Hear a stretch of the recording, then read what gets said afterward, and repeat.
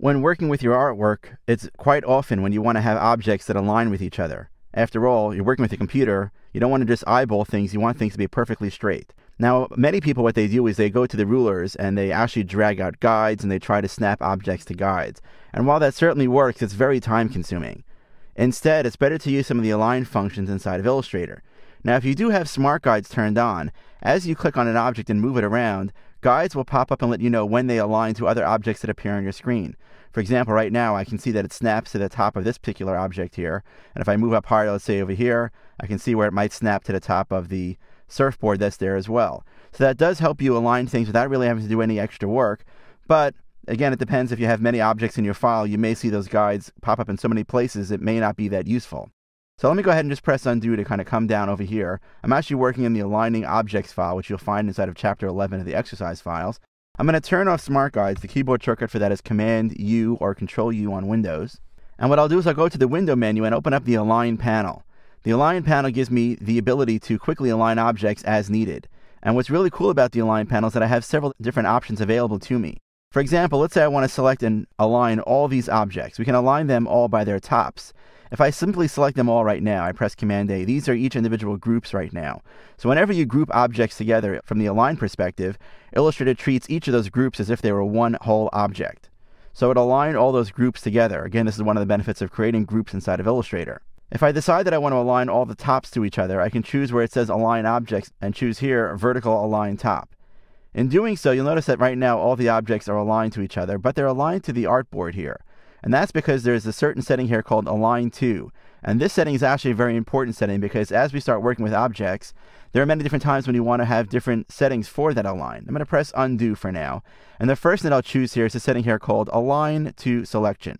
So when I go ahead and I do that, and I choose now Align to the Top, right now I have all 4 objects selected. And when I choose Align to the Top here, it aligns to the tops of the selection, but it aligns it to the surfboard here. Let me explain what happened. I'm going to press undo for a second.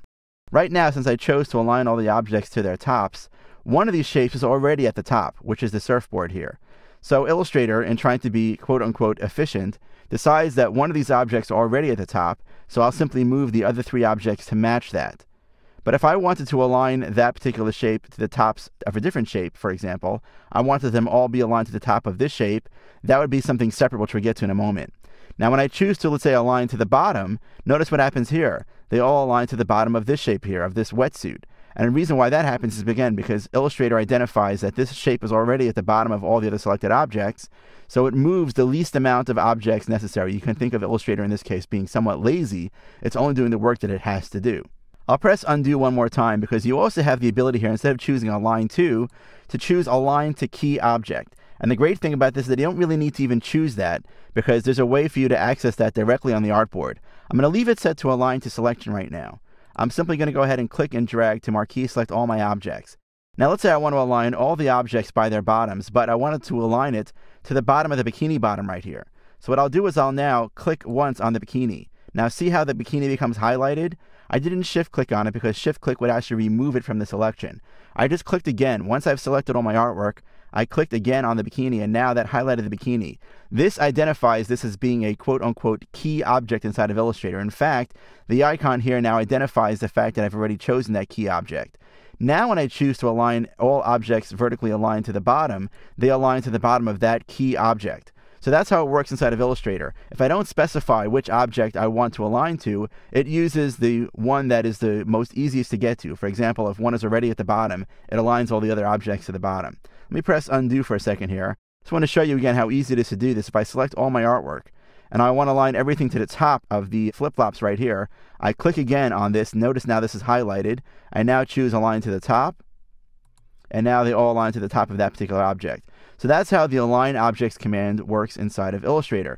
Now again, when I'm aligning objects, I also have the ability to choose to align to an artboard, which becomes very important when I'm using multiple artboards, because then I have the ability to easily center objects or align objects specifically to an artboard. For example, if you have a background and you want it to snap just to the edge of the artboard, you can very easily align things directly to artboards by using this particular function. I'll also point out that you don't even need to go to the Align panel at all. In fact, if you have the control panel open at the top of your screen, you'll very often find that a lot of those buttons are actually available here, including the option to choose from aligning to selection or artboard. Remember, the key object setting happens automatically as soon as you click again on another object. Oh, one other thing also, as you're aligning objects and you realize, oh, you know something? I didn't want this object to be the key object. I want this one to be the key object. Simply click on that one. The last object that you click on is the one that becomes the key object.